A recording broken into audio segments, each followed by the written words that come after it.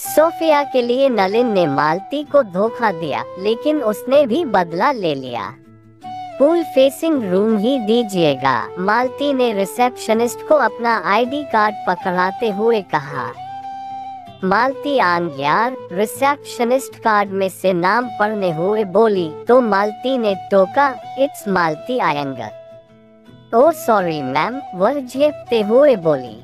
शायद उत्तर पूर्वी राज्य से थी, उच्चारण का फर्क होना स्वाभाविक था। मालती होटल के रिसेप्शन एरिया और लॉबी में नजरें घुमाने लगी। शानदार होटल था, म्यूरल्स बने हुए थे दीवारों पर और साथ ही बड़े बड़े डिजाइन के शीशों के फ्रेम लगे थे। जगह जगह ताजे फूलों की सजावट की हुई थी। वातावरण में एक स्वागत का निमंत्रण था। नहीं, वहाँ न तो घूमने आई है न ही ऑफिस के काम से, बस चली आई है। कोई पूछेगा कि कोची ही क्यों, तो उसके पास यहाँ आने की भी कोई खास वजह नहीं है। बस यहाँ की फ्लाइट टिकट सस्ती थी, आसानी से मिल रही थी, यही वजह थी। दूसरे, दिल्ली में समुद्र कहाँ देखने को मिलता है। बैकवाटर्स देखने की लालसा भी खींच लाई थी उसे। पानी का अनंत विस्तार उसे जीने की प्रेरणा देता सा महसूस होता है। शायद संभाल पाए वह खुद को इस बार। उसे दिल्ली से जल्दी जल्दी निकलना था या फिर वहां से भागना था। हाँ, सच में दम घुट रहा था उसका। पिछले 6 महीनों से जिंदगी का रुख बदल गया था। वह हताश हो गई थी, टूट रही थी और नलिन के धोखे को बर्दाश्त नहीं कर पा रही थी। Ma'am, this is your keys, room number 202, second floor. आप चलें, आपका सामान मैं भेजती हूँ। रिसेप्शनिस्ट ने उसे टोका तो वह चौंक गई। वह उसकी ओर घूमी तो दरवाजे से अंदर आते चेहरे को देख पल भर को चेतना शून्य हो गई। मालती ने झट से अपना चेहरा दूसरी ओर घुमा लिया और तेज कदम रखते हुए लिफ्ट की ओर बढ़ गई। पीछे से एक खिलखिलाती हंसी सुनाई दी। कैसे भूल सकती वह इस हंसी को। उसका उपहास करते हुए भी ऐसी हंसी कई बार गूंजी है, यानी नलिन के साथ सोफिया भी आई है। भीतर कुछ चटका उसके।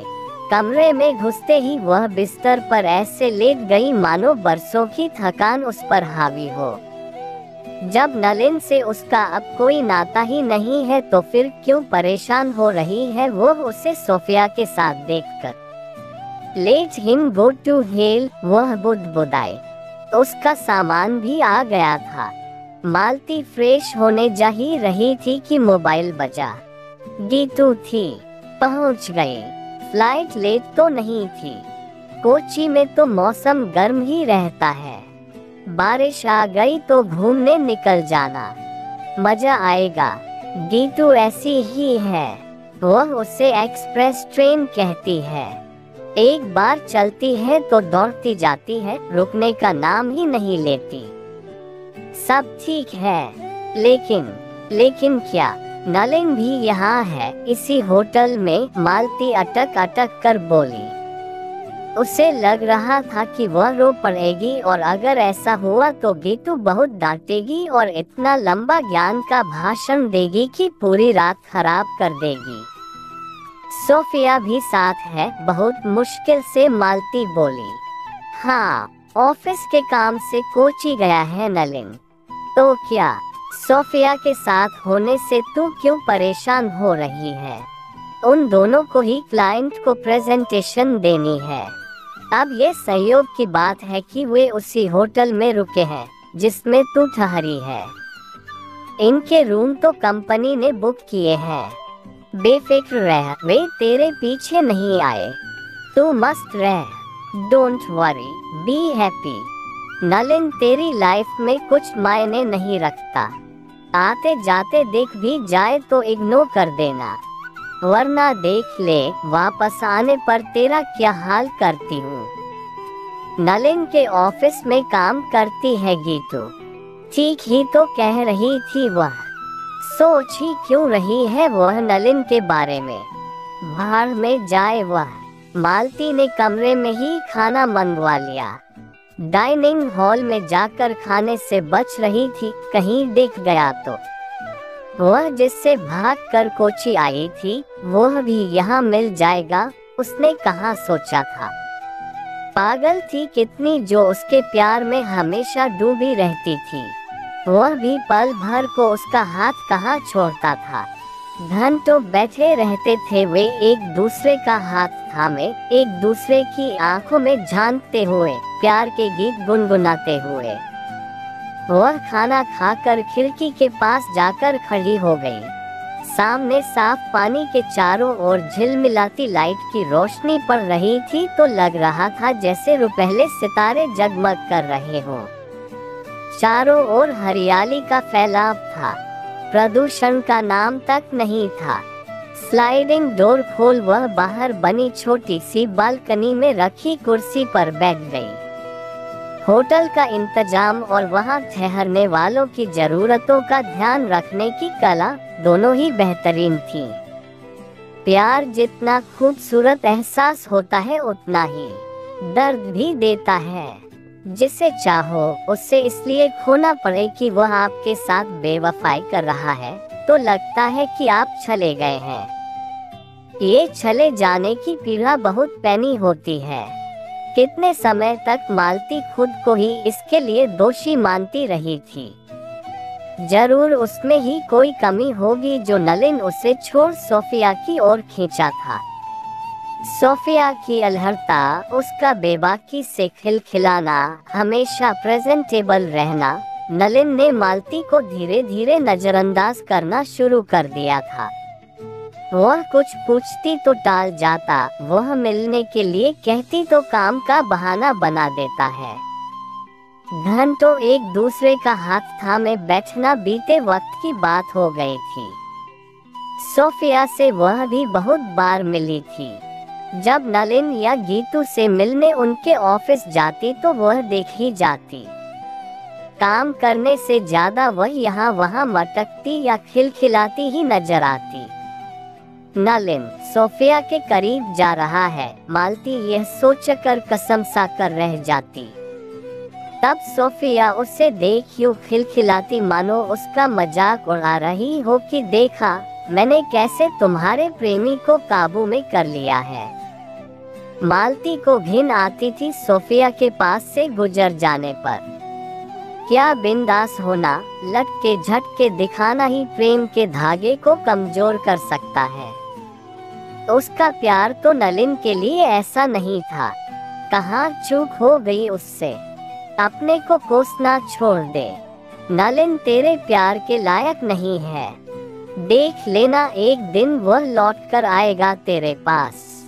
सोफिया जैसी तितलियां तो हवा के रुख के साथ यहाँ वहाँ उड़ते हुए अपना रास्ता बदलती रहती हैं। पर तुझे चेतावनी दे रही हूँ, वह वापस लौटे तो तू उसे अपनी जिंदगी में फिर मत आने देना। तभी इंटरकॉम बजा।